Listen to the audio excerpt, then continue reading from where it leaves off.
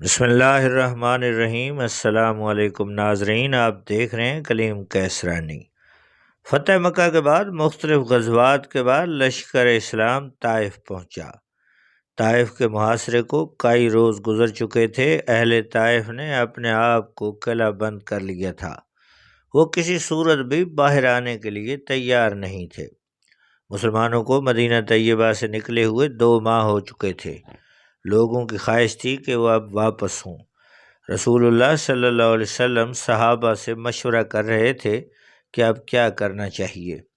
ایک دن حضرت خویلہ نے حضرت فاروق اعظم رضی اللہ تعالی عنہ کو بتایا کہ نبی کریم صلی اللہ علیہ وسلم نے فرمایا ہے کہ اس سال مجھے طائف فتح کرنے کا اذن نہیں ملا۔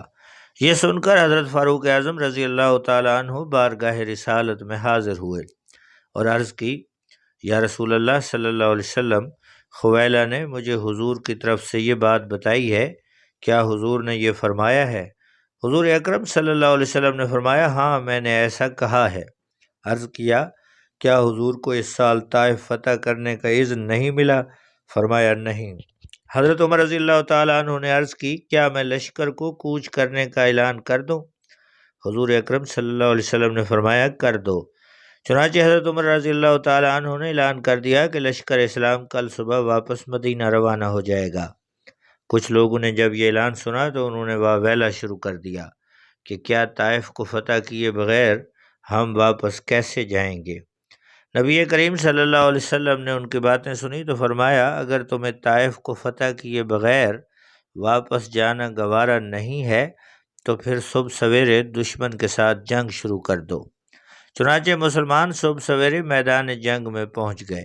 اہل طائف نے ان پر زبردست تیر برسائے جس سے مسلمان بڑی تعداد میں زخمی ہو گئے۔ اسی معرکہ میں حضرت ابو سفیان بن حرب کی ایک آنکھ بھی ضائع ہو گئی۔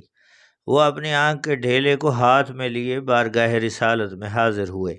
حضور اکرم صلی اللہ علیہ وسلم نے فرمایا، ابو سفیان، کیا پسند ہے تمہیں؟ کیا اس کے بدلے میں تم جنت میں آنکھ لینا چاہتے ہو یا اللہ سے دعا کروں اور تمہاری یہی آنکھ درست ہو جائے؟ حضرت ابو سفیان نے عرض کی، یا رسول اللہ صلی اللہ علیہ وسلم، مجھے جنت میں آنکھ عطا فرمائیں۔ انہوں نے آنکھ کا ڈھیلا جو اپنے ہاتھ میں پکڑا ہوا تھا زمین پر دے مارا۔ پھر عہد فاروقی میں حضرت ابو سفیان کو جنگ یرموک میں شرکت کا موقع ملا۔ وہاں انہوں نے کفار سے جنگ کی۔ اس جنگ میں آپ کی دوسری آنکھ بھی ضائع ہو گئی۔ سبحان اللہ ناظرین، یہ تھی آج کی سیرت النبی صلی اللہ علیہ وسلم کے حوالے سے ویڈیو۔ نئے دوستوں سے گزارش ہے کہ رسول اللہ صلی اللہ علیہ وسلم کی سیرت کے حسین واقعات سے استفادہ کرنے کے لیے ہمارے اس چینل کو ضرور سبسکرائب کریں، بیل آئیکن کو پریس کریں۔ بہت شکریہ۔ اللہ حافظ۔